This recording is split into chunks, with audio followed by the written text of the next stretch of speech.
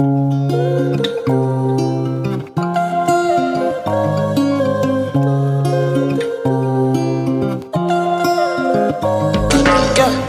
my baby, my Valentine.